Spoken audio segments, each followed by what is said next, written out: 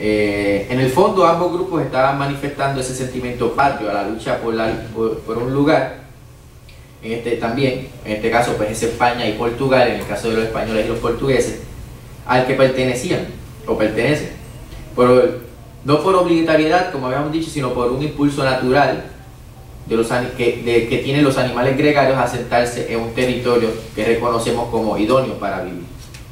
Claro está, cada uno con grados distintos de manifestación, pero concretemos el asunto moral que la pregunta nos hace. La CNT-FAI, aunque manifestaba el sentimiento de pertenencia por el lugar en el que ejecutaban los intentos de transformación, no perdieron nunca la lucha por España, nunca pretendieron luchar por España, una España estatal, una nación-estado como la era España en ese momento, sino por hacer de España el inicio de la transformación internacionalista de una nueva sociedad mundial. Nunca traicionaron sus ideales anarquistas y nunca faltaron a la idea de protección de su terruño patrio, o sea, la patria natural tal como la entendía Bakunin. Dado este ejemplo y reflexión, podremos los anarquistas puertorriqueños analizar nuestra circunstancia colonial que sufrimos, que es el lugar donde pertenecemos por el resultado de desarrollo de la especie humana que se posicionó siglos antes. Ahora pasamos a la segunda parte, que sería la identidad nacional, la colonia y la independencia.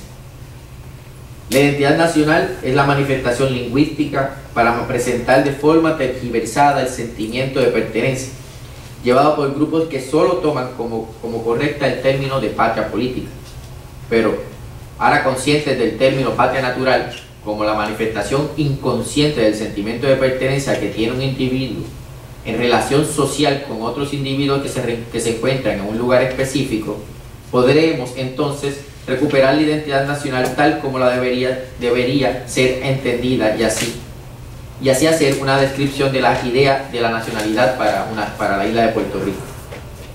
Pero antes sería correcto comprender cómo el anarquismo percibe la idea de lo nacional, y en específico la idea de la liberación nacional en unos pueblos sometidos a opresión colonial.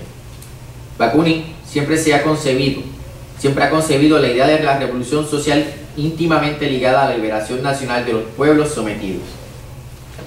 Es por ello por lo que proclamó la idea del paneslavismo, que es la idea de la federación de todos los pueblos eslavos.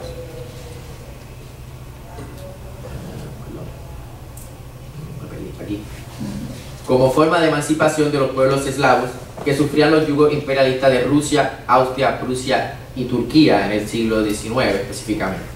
Este paneslavismo tiene como base la libertad e igualdad absoluta de todos los individuos que se consideran parte del pueblo eslavo. Cada país que está bajo la opresión de otro tiene el derecho inviolable a tomar las armas si es necesario para acabar con la negación de la libertad que toda ideología progresista de izquierda o moderada exige para sí mismo. Si cada individuo perteneciente a un grupo determinado rechaza que se usurpe y robe el trabajo que ha hecho para dar cuerpo al lugar que llama país, ese que no solo le da lo necesario para vivir, sino que refleja la personalidad modelada por el progreso evolutivo de años de convivencia, tiene lo que llamamos comúnmente identidad nacional. La identidad nacional es una manifestación psicológica que es adquirida bajo la convivencia y el aprendizaje de un individuo que nace o se introduce en una sociedad-país. Las relaciones de convivencia pueden encontrarse manifestadas por aspectos sociales como las tradiciones culturales, las políticas públicas y, en casos reales, las ideas religiosas, y por otro lado, el aspecto económico, como lo es la división de clases y las ideas gestoras de la economía que mueven un país concretizan más en nuestra actualidad estas relaciones de convivencia que son parte de la identidad nacional. Pero la separación de la dualidad económico-social hizo que la comprensión de la identidad nacional real, esta real natural de la que hemos estado hablando, se perdiera y tendiera a caer en la representación conservadora capitalista nacional que lleva años imponiéndose, haciendo que los socialistas rechacen, socialistas en todos los aspectos de la palabra, rechacen las luchas nacionales como necesarias para la emancipación social, que es, en nuestra actualidad, la práctica necesaria para dar con el socialismo. ¿Cómo podemos seguir pensando que solamente las relaciones económicas son la base de la sociedad actual? Sí es cierto que las relaciones económicas son una gran parte del proceso histórico que forma la gran idea de sociedad, pero la economía no puede ser la causa principal que haga que los seres humanos se unan para formar sociedad. Hay una serie de hechos y causas que preceden las relaciones socioeconómicas de la actual sociedad capitalista. En los párrafos anteriores mencionados, ya hemos mencionado, para la redundancia, la regla de la solidaridad, que es la manifestación, como expliqué, de una ley natural y factor de la evolución que es el apoyo.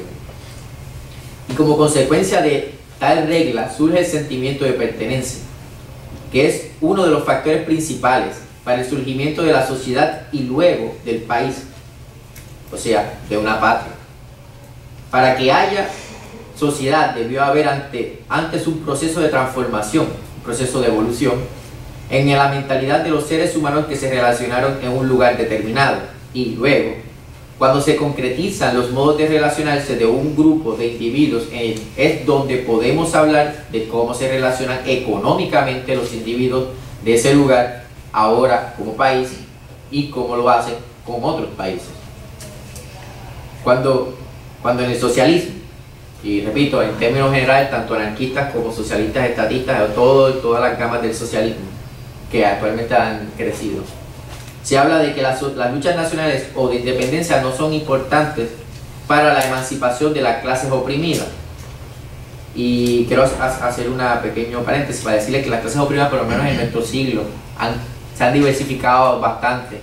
Ya no son la clásica división de clases de trabajadores y explotadores, ricos y pobres. Ahora podemos hablar de que la clase oprimida, porque sigue siendo trabajadora, ha crecido a tal nivel a crear clases como la clase oprimida de indígenas en América Central y América del Sur específicamente, no sé si se consideran como ya clases.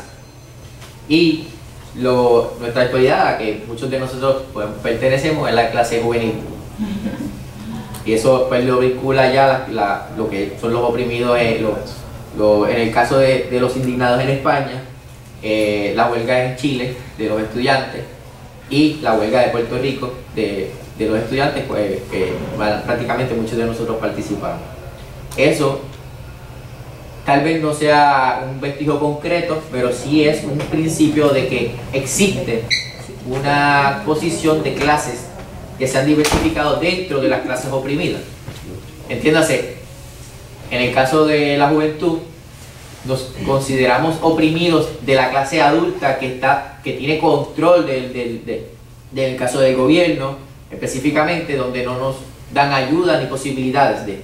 En el caso de España sabemos que la gran mayoría de los indígenas eran jóvenes porque tenían muy pocas oportunidades de trabajo, tenían muy poca accesibilidad a ayudas que sí se le dan por mayor énfasis a la clase adulta. ¿Qué es un adulto? Ahí habría que preguntar entonces.